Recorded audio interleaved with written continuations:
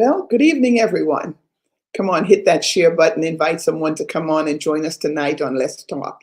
So good to have each and every one of you with us that are coming from near and far. This is a real touchy subject we're going to talk about tonight, but I wanted to also put this out there that on May 7th from 11 to 1, Dr. Galloway and Elder Barb will be teaching on this topic that we have brought here tonight. I have been so concerned about the financial state of my culture, our people, that I wanted to make sure, and I've done it over years, that we have workshops, seminars regarding our financial situation. Poverty is not cute. Poverty is not good. And it is hard for me as a pastor to watch our people always in a struggle. There's no secret that this topic is uncomfortable, but I keep returning to it because I have a deep felt burden for this subject. As pastor, I've seen devastation that comes with financial illiteracy. I've seen funerals that cannot be paid for. I've seen children without beds. I've seen it all. I've seen termination notices, lights cut off, cars repossessed. I've seen the gamut as a pastor. I've paid for many cars to be taken out of repossession. I've paid for many light bills to be on. All because, not because we didn't make the money, but it's how we spent it. When I look at young mothers buying Jordans and expensive tennis shoes for their children and things that they can only wear for 6 weeks, and they put out $100.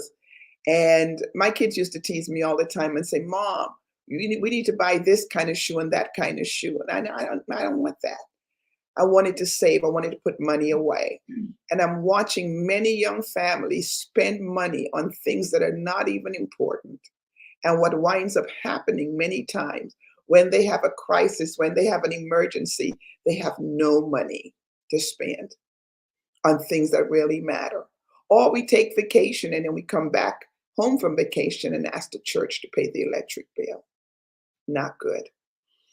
In 2019, a survey was done by Go Banking Rates. The survey revealed this: 45% of Americans have nothing saved. 24% have less than 1,000 saved. 17% have between 1 to 5,000 saved. 5% had been between 5,000 and 20,000 saved, and only 6% have over $50,000 saved. 51% of Americans have less than 3 months of wages saved anywhere.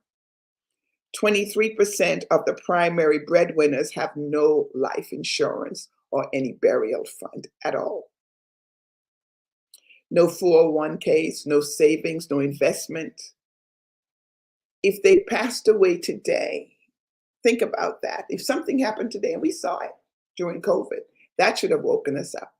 How will our family pay for our burial? How will our family, will your daughter, your son have to do a GoFundMe in order to bury you? If you lost your job today, how long could you stay in your house without a foreclosure notice? How quick would they come to possess your car, have it in repossession?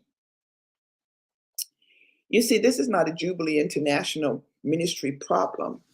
It's a nationwide problem regarding the finances. They said homeowners, only 42% of Blacks will own their homes.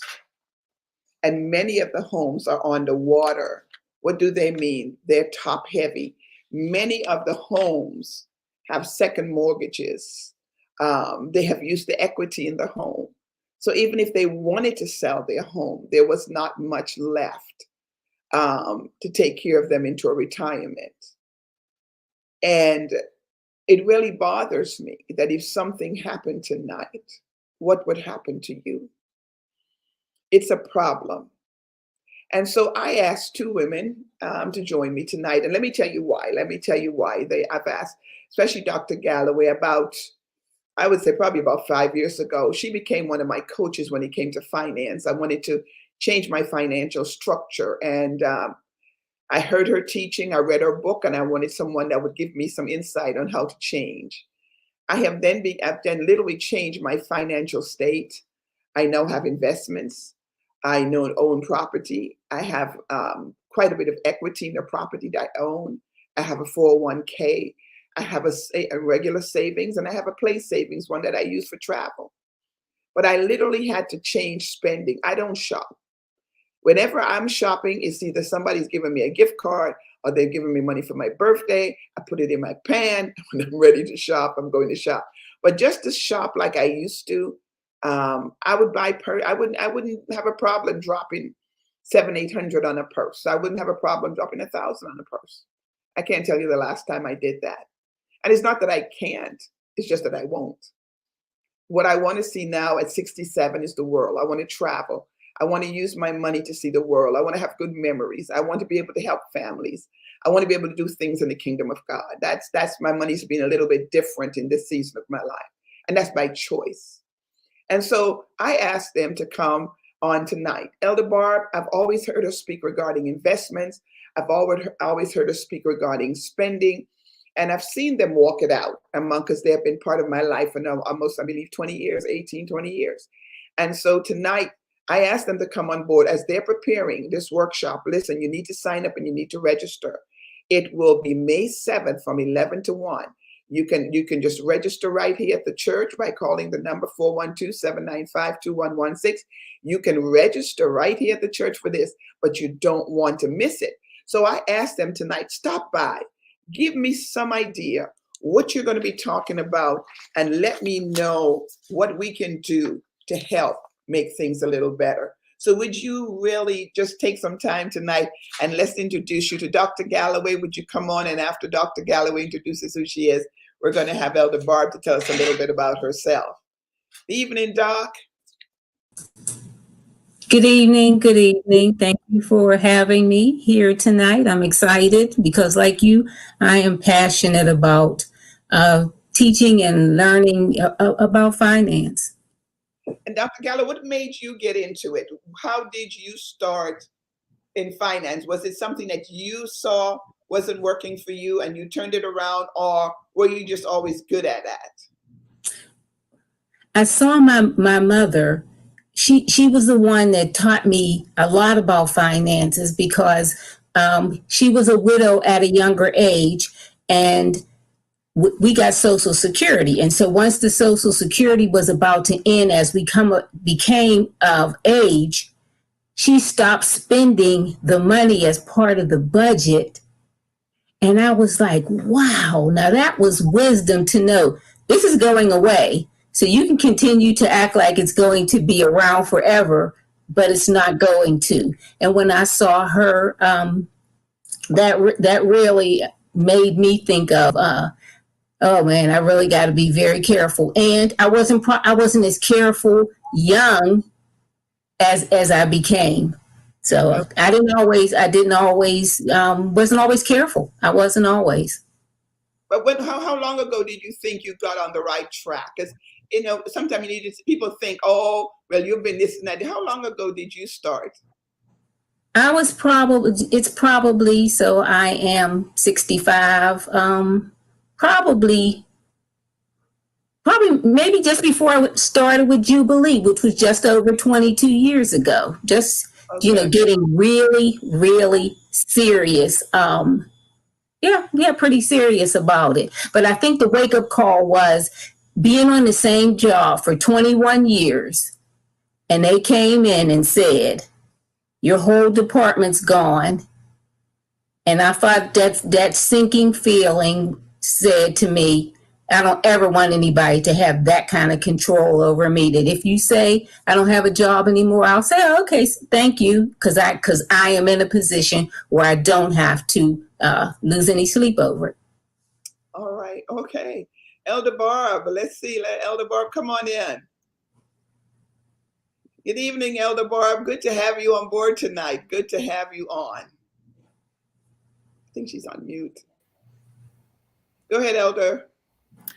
My name is Barbara Curry. My background is in human resources. I've always been involved in finance in some capacity. Currently, I'm a licensed insurance rep and a licensed investment representative, but I've always, for the majority of my life, dealt with finances. My mother was a widow also, and as a teenager, my dad died when I was 12, so I saw the struggle, and it just made me just more cautious in how I use my money. When I began working, I wasn't always knowledgeable about finances, but I began to learn about it, and then I began to help other people, and so I've just always been involved with finances. Wow, good to have you both on.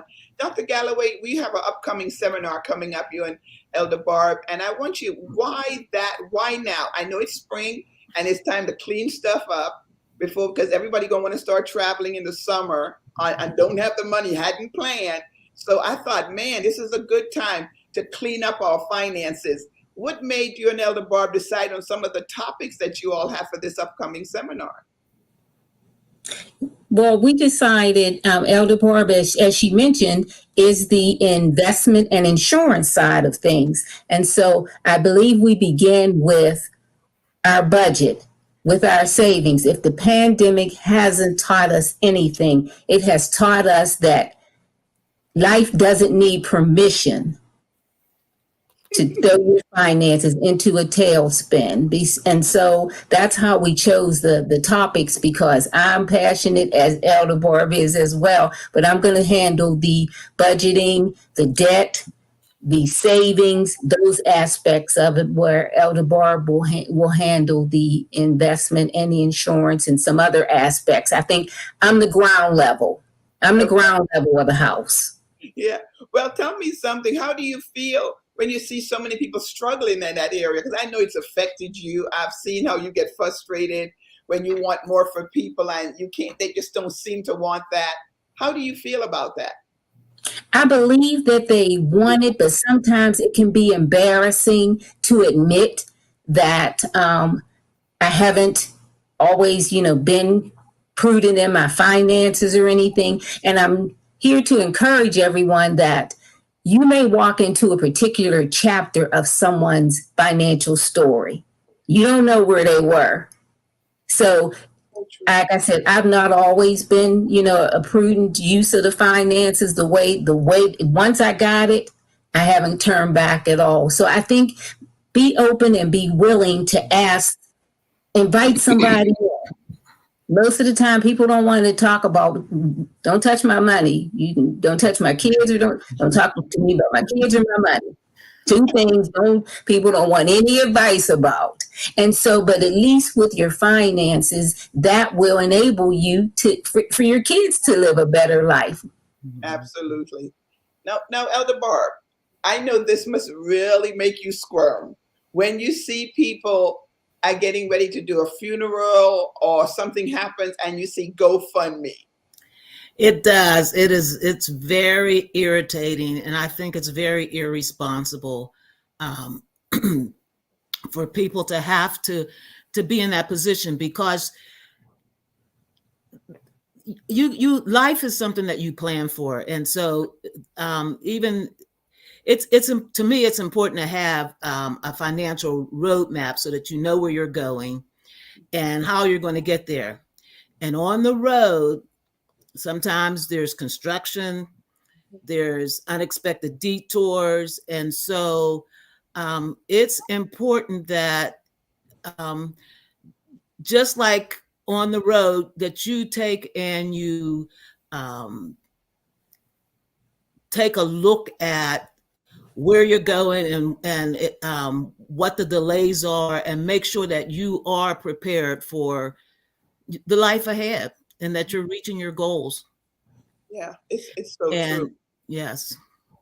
Now, Dr. Galloway, what about, it's spring, we're in wrapping up the first quarter of the year. Is this a good time to access our accounts, look at them, see where we are financially? I need both of you to talk about that.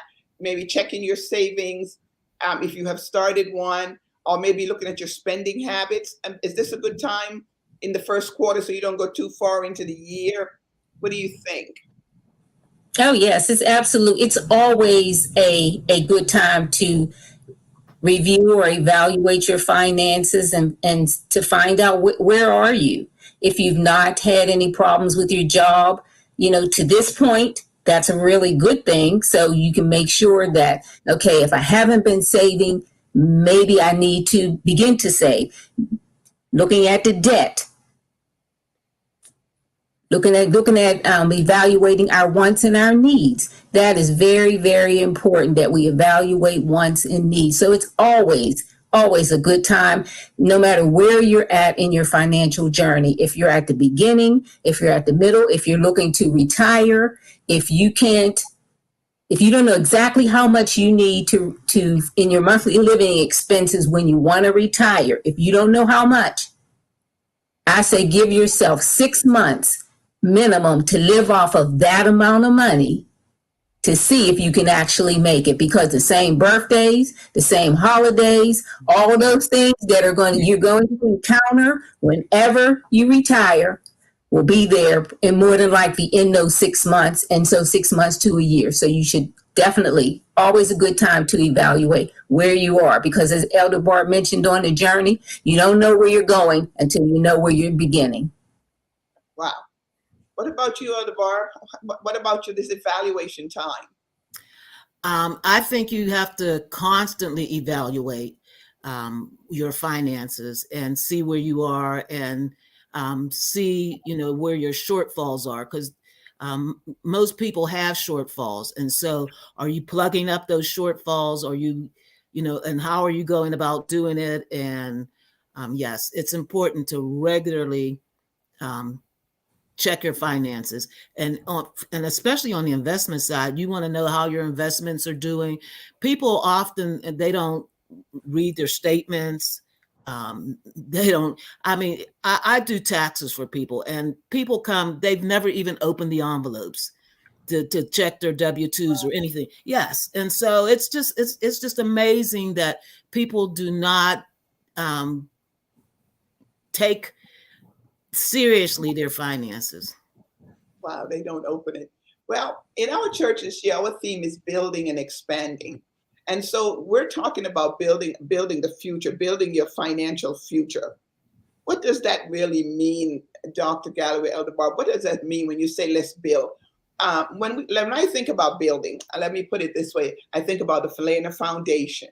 Then you're putting up the walls, then you put in the windows, then you put on the roof. Everything takes steps.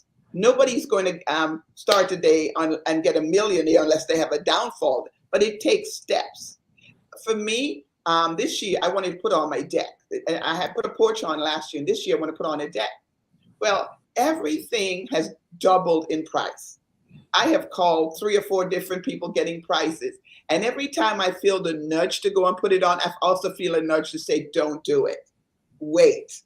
And so I said, okay, not going to do it. And it's not that I can't do it, but I don't know what the nudge is. It's almost like, when COVID was coming, you didn't know what was going to happen when COVID came, what would be affected, but everything got affected. And I don't know why I'm feeling the nudge on Connie, just wait. Is it prices are going to come down, or are we going to see another rise in COVID?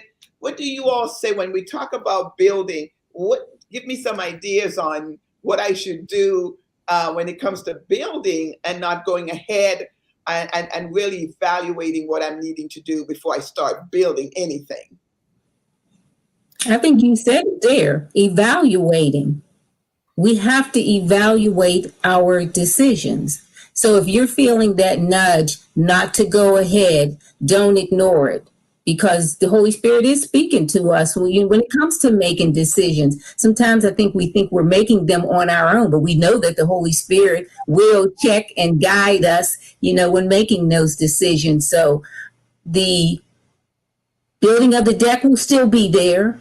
We don't know what's coming around the corner, and, we don't live fearful, but we do live, I say my word for the year, wisdom. And we know that wisdom is the principal thing. Therefore, get wisdom. And in all our getting, we got to get understanding. So I would say, listen to that unctioning that's saying, hold off. But we got to evaluate where we're at. You're building a deck, someone may be wanting to save, someone may be starting their emergency fund for the very first time. Start where you are, because you could ask 1,000 people and 1,000 people will be at different places when it comes to their finances. So be an individual and not worry about where someone else is, because again, we don't know where they started. That's it. That's it. Elder Barb, building. I agree. And when I look at building a solid house, and not because I have the potential to sell insurance, but I think that the insurance is your foundation. If you don't have insurance, first of all, the purpose of life insurance is to create an immediate estate. And so that's in case of somebody's untimely demise. Let's say you have a couple, and they're 40 years old, 35 years old. They have 2 children, and one of them all of a sudden dies, and they were both working. Now you have the loss of that income. How do you replace that income that you just lost? That means that somebody's either going to go to work, there's going to be a shortfall in that household, somebody's going to be struggling. So if you're properly insured with life insurance, then that will help you plug that gap. So to me, life insurance is critical. Not just life insurance. You insure your car, you insure your home. What do they cost? Your life, I think, is more valuable than either your house or your car. So why wouldn't you insure your life? But then it's important that you also, for instance, have renter's insurance or whatever. And I don't sell renter's insurance, so I'm not here to sell anything. Right. I'm just saying that you need to be properly insured. Everybody has a different need. Everybody doesn't need life insurance. Some people only need burial expense or expense insurance. And so everybody doesn't need full-blown life insurance. And so it depends on where you are, but you have to start where you are, as Elder Renee said, and it's a process. Just do step by step, but make sure that you are insured at some level. So I have burial insurance. I actually have a insurance that covers all of my burial expenses, repast, flowers. I set aside that.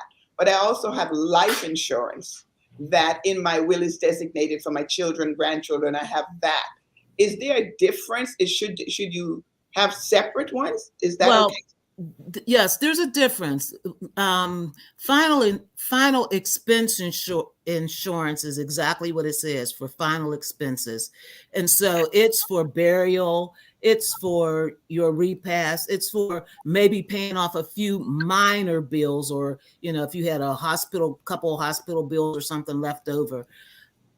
Insurance is, as I said, to create an immediate estate. So you need more insurance because you're replacing somebody's income. You're covering the cost of your home in case of untimely death. So you're talking about a significant dollar volume of insurance versus final expense insurance.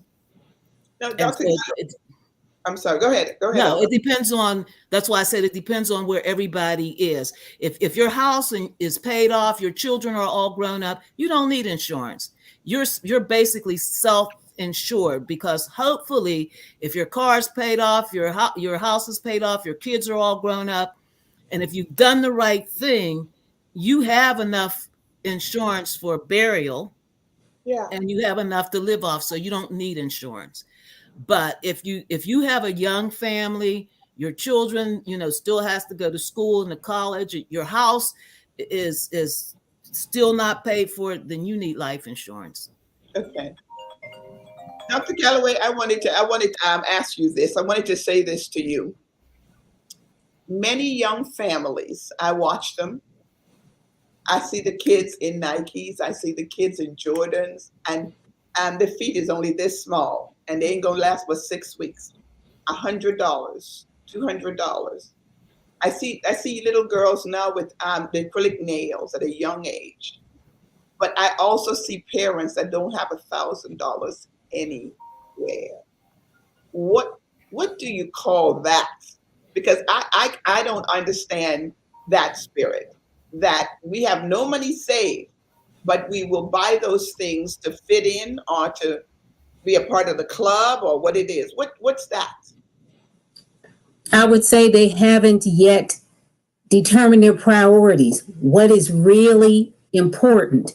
And I think that's one of the things that we have to look at is that necessary? Is it a need or is that a want? You should have shoes that cover your feet. You should have, but if you can't afford it, then you don't owe anyone an explanation on why your children don't wear certain name brands or things like that, because there was nothing that said that we had to have designer shoes, clothes, bags, any of those things. So I think it's a matter of what's the priority.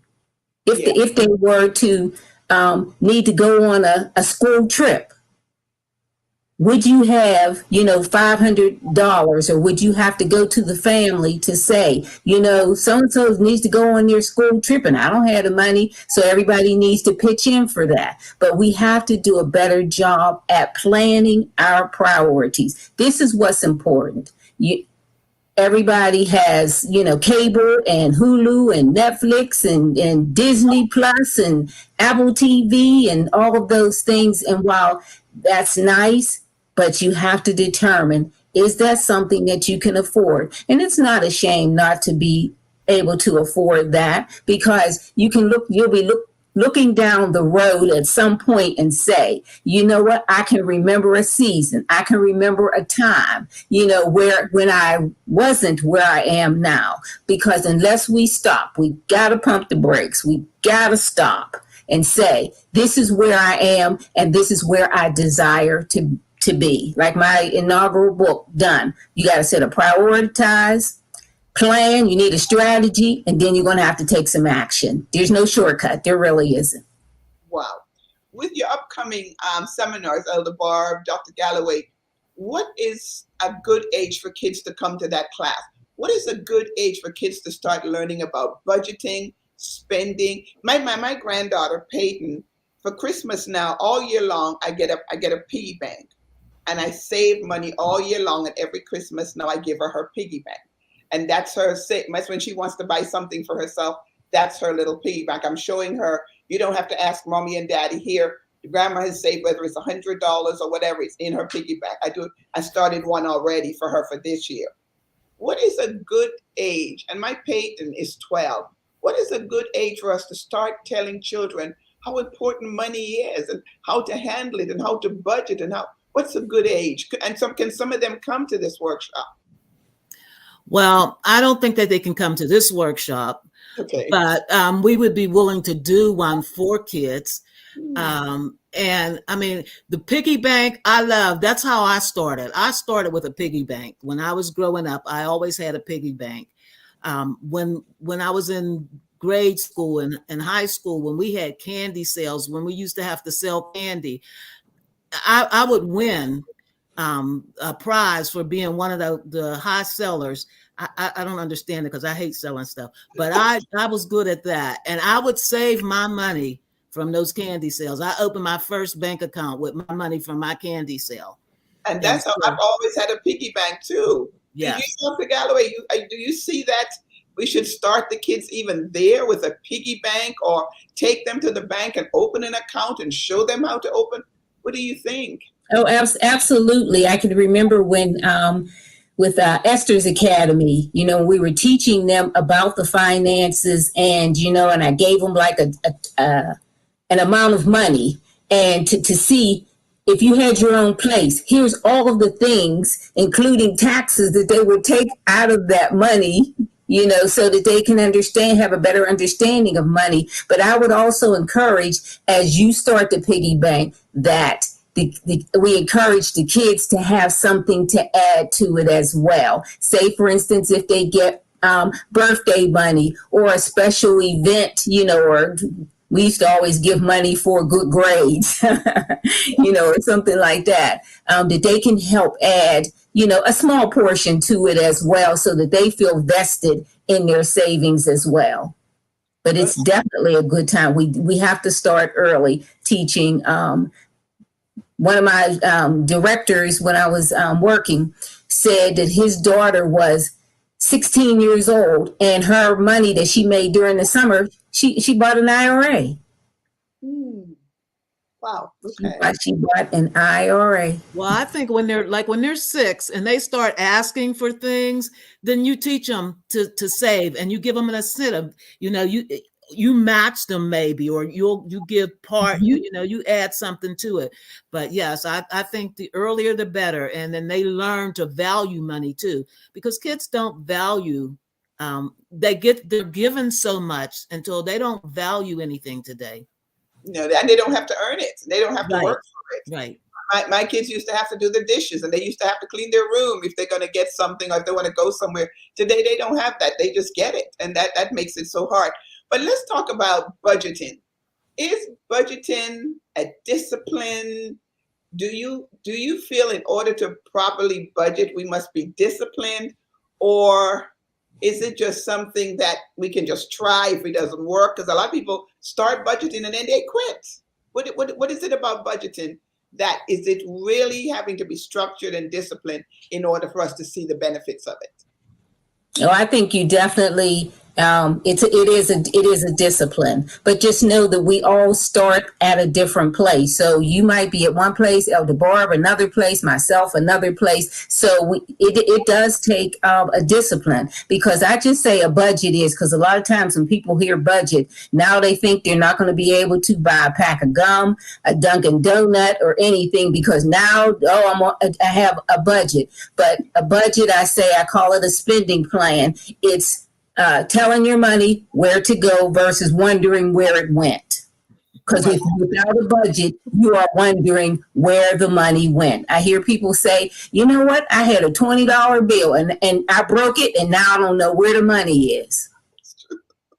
So it is definitely a discipline, because if you take your bills, your paycheck, or however your income is, your expenses, what's left, that's all you have. There is no more spending past that. There is no spending past that. So, you definitely, everyone should have a budget, because even if we know athletes, we know actors, actresses, people with, more money than I probably could ever imagine, they file bankruptcy just like everyday people do. So true. So you have to be, I feel like it is definitely a discipline. How about you, Elder Barb? Yes, it is a discipline. I know even before I really learned about budgeting, and it was like, where did it go? I would get a pencil and I would write down every single thing I bought, because it didn't make sense to be able to go through money that quickly. It would just like disappear. And so, yes, budgeting is important. Someone has a question. They say, is it best to save in an IRA, stocks, or where? Where's the best way to save? It depends on where you are and where you are financially. Number one, first of all, before you begin, you said save. So to save, you want to save in, if you're a part of a credit union, you want to save in your credit union. Or if a good way to save is to have, if you're working and you're involved in a credit union, have them take it out of your pay automatically, so that it does not go through your hands. You won't miss it. It'll be and it'll be consistent, and it'll be a regular part of your budget. But what about IRA? When would you start an IRA? Okay, you don't want to start an IRA till you have an emergency fund. I'm sorry. You have to have your emergency fund first. So once you have your emergency fund, then you want to start your IRA. Before you start your IRA, though, if you have a 401k at work, start with that first. And Okay. then if you can fully fund that, then go to the IRA. Now, no, tell me something right here. Emergency fund. You know, we always talk about $1,000, but I know $1,000 is not enough for an emergency fund. That's just a starting point. I want to Yes. make sure I'm clear on that. What Yes. is a good emergency fund? A good emergency fund, a minimum of 3 to 6 months of your income, of your monthly expenses. You should have at least 3 to 6 months of your expenses put away somewhere. And you really need more than that. If you look at what we just went through with the pandemic, everybody should have a wake-up call that even 3 to 6 months is insufficient. And that's a starting point. So you need to have a year or two somewhere, because you just don't know. Well, I have two kinds of people in the church, two kinds of people. And here's what they do. They don't tithe and they don't save.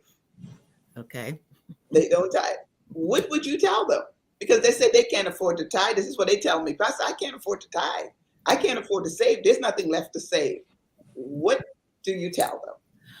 You can't afford not to tithe. The reason why they can't save is because they don't tithe and they're violating the principles of God.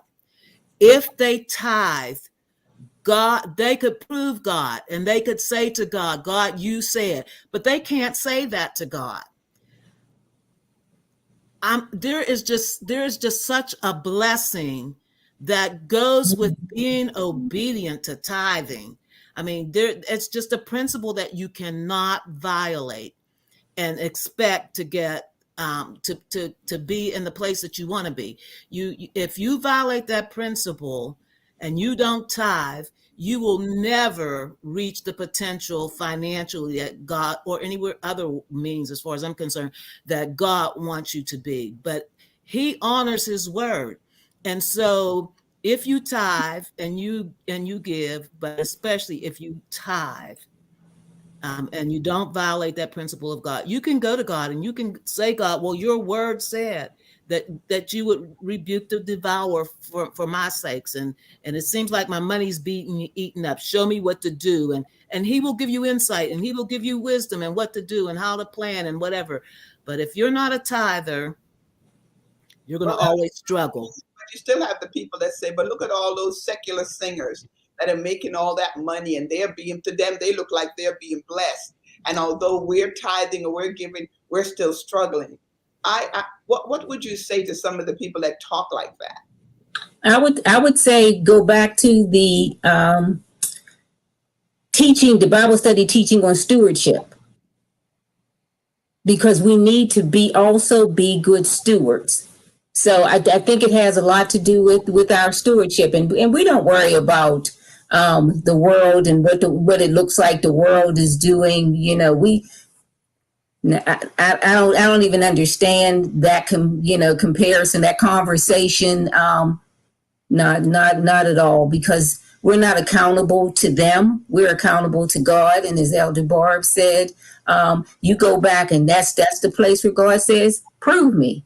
You can go back if you're tithing and not when you feel like it, not occasionally, not, because if we're not tithing, again, we go back to look at our money again to see where are we spending money that's taking away from our tithe. There should be, and I would tell, whether it's cable, whether it's any of the luxury things that we're doing in lieu of tithing, we got to go back and figure out where is my tithe? Where is because it's there. It's there, but we just have to get disciplined enough because like Elder Barb said, it is a joy, it is a privilege, it is an honor to be able to tithe. It really is. And once you get there, you'll never turn back. Right. There isn't anything you want to buy, have that will take away your tithe. Nothing. Absolutely nothing. That's true. Elder? Well, I had some struggles in life, and so I mean, I didn't grow up with a silver spoon or anything, and I had some struggles and some hard places. But one thing I never did is I never stopped tithing through any of it, and today I'm the better for it. And so um, I just encourage anybody out there that's listening, if you're not tithing, that's where you need to begin. You need to start tithing and watch the difference that it makes. As Elder Renee said, the tithe it's there, but it's how you're using it, how you choose to use it. But if you make God first, um, you'll just be blessed beyond compare, and you'll see a change in your life. That's for sure. One of the Oh things that yeah. I'm concerned about, somebody's going to want to know where to start. Sometimes you have someone, they live in a house or they live in an apartment, and they realize they can't afford where they are, and they're not saving. The day after payday, they're broke. What is a good suggestion? Do they get out of that place, put their things in storage, Yeah. stay with someone for a year, 6 months, save some money, or downsize to just a small apartment? And so what is a good suggestion to get unstuck? Because they're stuck right now, and they want to change. They want to do what you're saying. They want to start budgeting discipline, but right now they have nothing to work with. And I think what you suggested, if there is someone that they can live with, if they will absolutely be disciplined to do, and they have a formal agreement with that person, don't go and stay with somebody and still keep the same habits. That's what it's going to boil down to, is being disciplined in those new habits. It's like, you know what, God, I'm sorry. That I wasn't a good steward. I didn't do what I'm supposed to do, but please help me. And they probably need an accountability partner as well. That here's my budget. Here's what I'll be giving, Elder Barb to stay with her. And here's what I'm going to be saving. And I give myself a deadline. Yeah, and I watch my daughter do just that. She got a roommate for over 2 years, and she was able to save to purchase her home. But she had to go through the fact that I'm staying with someone and all of that. But it made a big difference in her way to save and get started all over again. But a lot of people, sometimes pride, sometimes they don't want anyone to know their financial state, and so they That's just the trick of the enemy. That's the trick of the enemy that keeps us, hiding behind that. It's like, what can anybody do with the information now that you know that I'm messed up financially? There's nothing you can do with it. wow, it's so true. So don't let somebody keep you beholden to, oh, I'm just all messed up, and I just let it out. Tell the right person that can help you and keep you on track, that accountability partner, and just go from there. Don't let the trick of the enemy keep you in the dark with hiding behind that. That's because a year from now, that year will be gone. 2 years from now, we still here, those 2 years will be gone, and you haven't changed a thing. So let this be the day that I won't go another day without putting everything in place that I need to. All right. Elder Barb, these two questions are for you. You specifically stated saving at a credit union. Why a credit union? What's the difference with just going to the bank and saving in a credit union? Well, a credit union typically, it's changed a little bit over with this pandemic, but typically they will give you a little bit better interest rate. Okay. Than the banks do, and they typically work with their clients, and so sometimes you get better service with a credit union because they're developed, or they're specific to the membership. Every credit union is not open to the public, so you'd have to look to see what credit unions are open to the public, and so employee credit unions are they look out for the interest of the employees that they serve. Okay. And they said here, is it a good investment to be a part of your company's 401k if they're not matching your amount or putting anything towards it? You still should be a part of the 401k. Every company does not match. If they do match, you definitely should be a part of it because you're getting free money, so to speak, because the match is something that, you know, you're not paying into it, they're paying into it. So they're helping you to double your money, or at least increase your investment. So if you work for a company that has a match, you should definitely be in that 401k. Even if they don't have a match, you should be in the 401k because it's payroll deducted, it's coming out of your paycheck. It'll make you save or invest or plan for your future. I'll put it that way. And so it's still important that you be a part of the 401k. So every company doesn't. I thought every company gave something to a flat. This is the first time. No, every company does not. Many companies don't match. So if you have a company that do, you should definitely participate in that 401k. Okay, and one other question here is, can you buy into a 401k even if your employer doesn't offer it? Can it be offered outside or no? No, 401ks are company sponsored plans. And so your company has to be sponsoring that plan.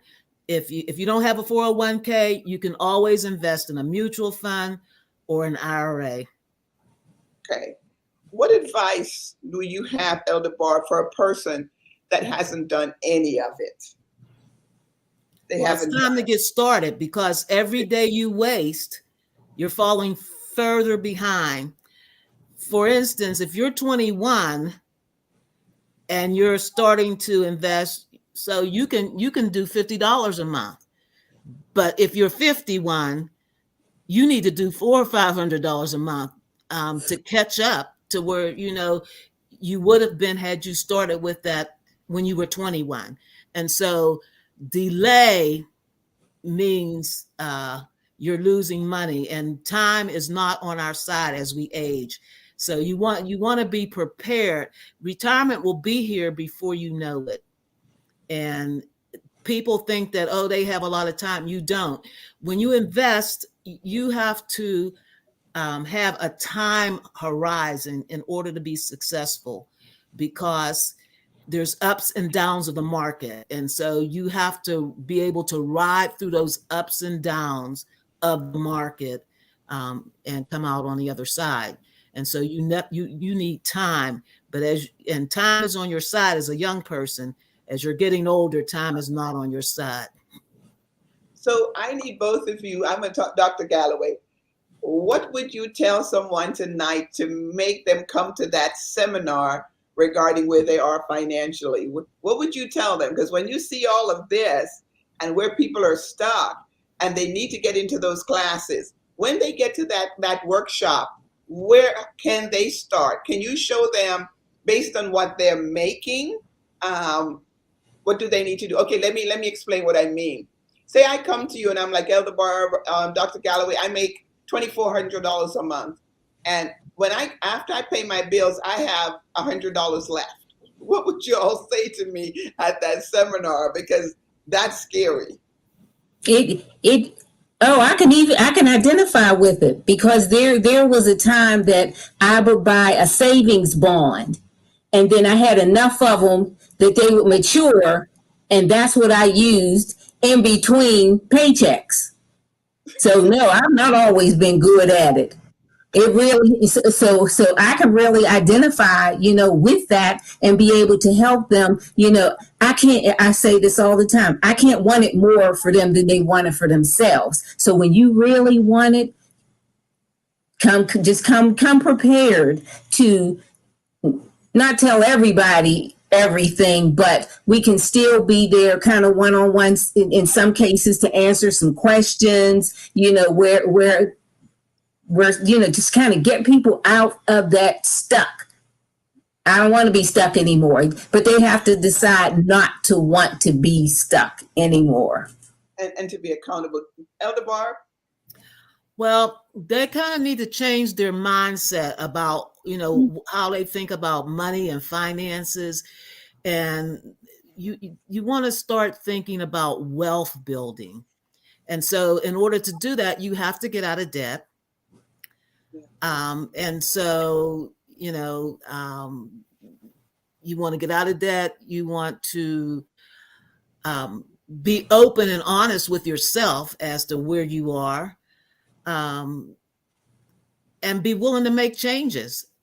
You have to be willing to change, because whatever you're doing right now is not working. And so ask for help.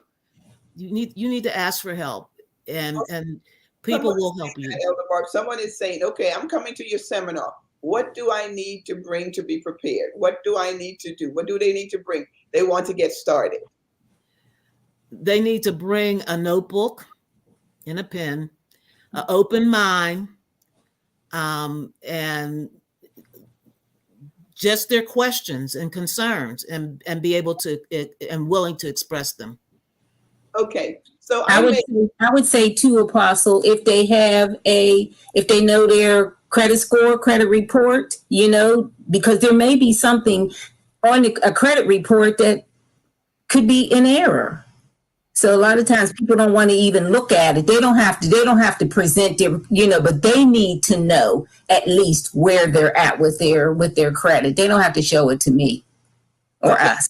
So somebody comes to you and they make about $4,000 a month. They make $4,000 a month. What should their mortgage be when they make that, so they're not overextended? Sometimes people make $4,000 and they forget they have to take out tithe, and they build their mortgage under $4,000 and forget tithe is coming out. And so then they get into the mortgage payment thing, and they see they're struggling because they forgot, I didn't take out my tithe, I didn't include that. What is a good amount for a mortgage if you make that? Is there a percentage you should go when you look at your income? There is a percentage. I don't know it right now off the top of my head, but it's somewhere like 23%, 25% of your monthly income your mortgage or your rent should not be more than that. Okay. That's it. It had been a little bit higher, which to me, I really didn't think it should be any higher to that, because Dave Ramsey oftentimes talks about those percentages when it comes to your budget, where things actually fall. So like Elder Barb says, I want to say it's about 25% of your monthly income. No more than that should be going towards your rent or mortgage. Dr. Galloway, what do you suggest when someone's getting ready to go buy a car? What should the credit score be? Should they know their credit score before they go? And what should their credit score be to get a proper interest rate and a proper payment on a car? What do you suggest to people? Because I know there's a few people that's asked me about purchasing cars. And when I said, well, what's your credit score? They didn't even know it. Yeah, I think that's definitely helpful, but also knowing too how much you have available in your budget to spend. So if you don't know how much is in your budget, available in your budget to spend, then that happens before you need to go looking for a car at the dealership, because you may be looking for something, because now they'll give you 72 months for a car payment. That's a long time to be paying for a car. And the car don't last 3 years. It don't last no time. No, 72 months on a car. Mm-hmm. Yep. Wow. 72 months. New or used, it doesn't matter. It mostly new is the 72 months.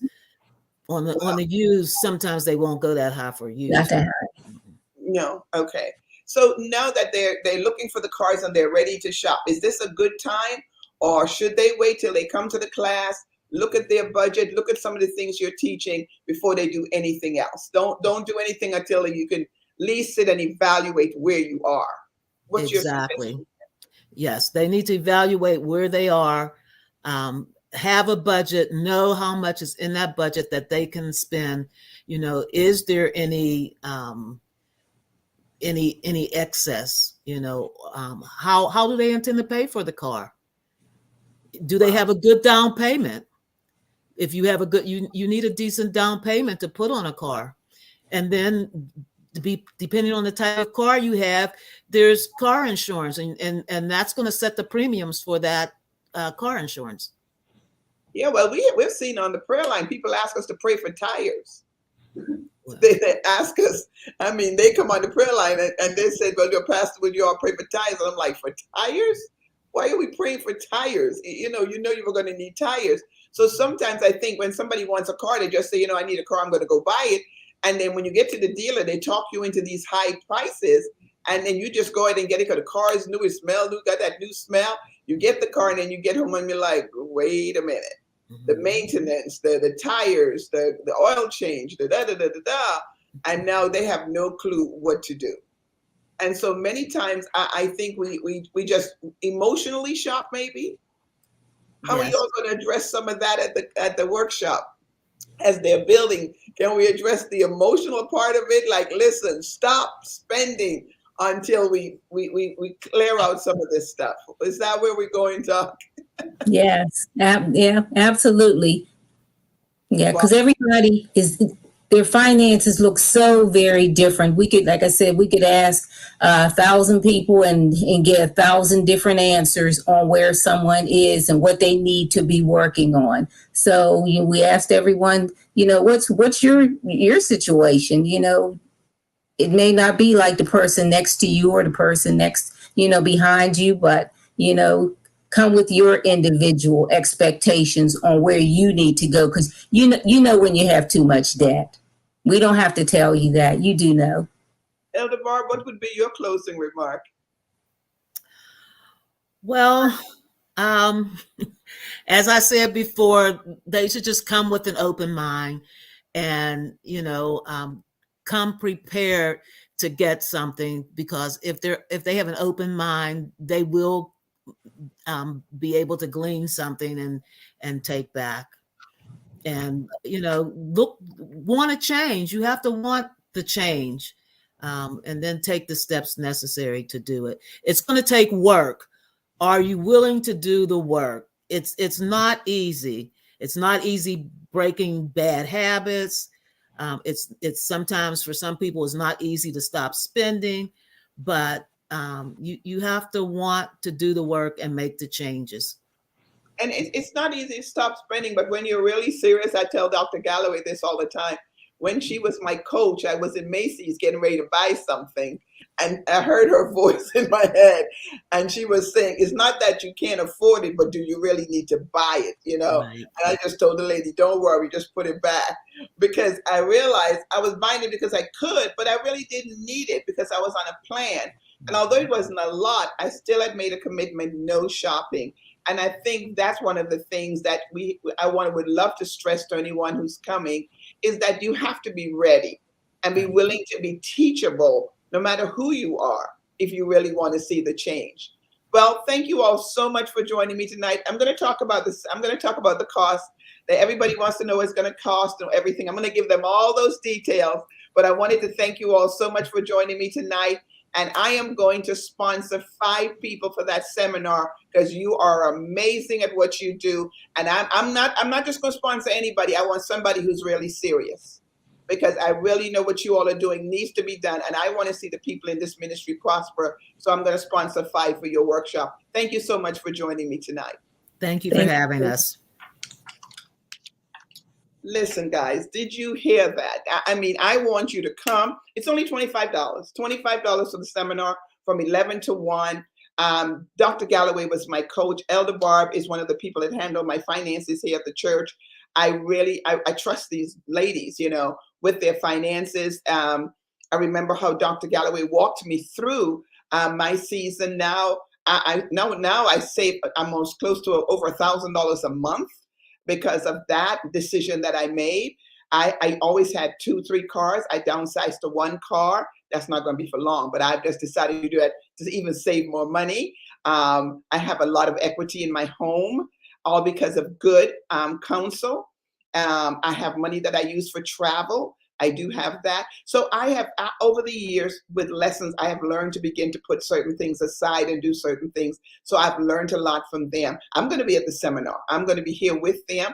I believe that I'm going to sponsor 5 people to do it, but I want people that are serious. It's only $25.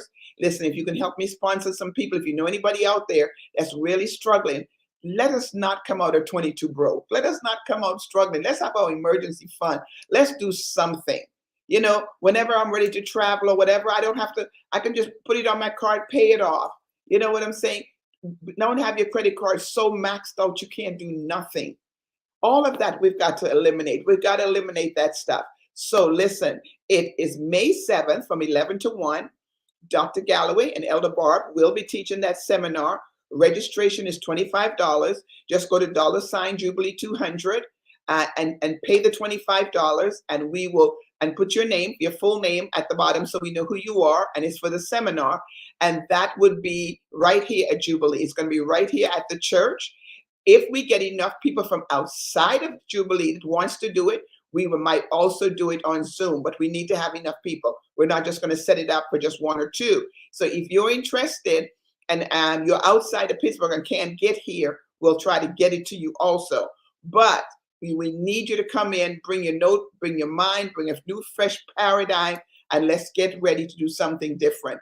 Poverty is ugly. It is not nice, and it's time to make a change. You may have to stay with someone for a year while you save your money. You may have to do something that you never wanted to do. Whatever you need to do to begin to make the change necessary to live a productive and a fruitful life, let's do it. Let's see what we can do to make a difference. Thank you so much for joining me tonight. See you next week. We're going to be talking about hair loss and new environment, new things that we're dealing with hair loss, how you can actually get restored from the loss of hair. It's an amazing journey. Join me next week as we come with Destani regarding this new approach in hair loss. Thank you for joining me tonight. God bless you on Let's Talk.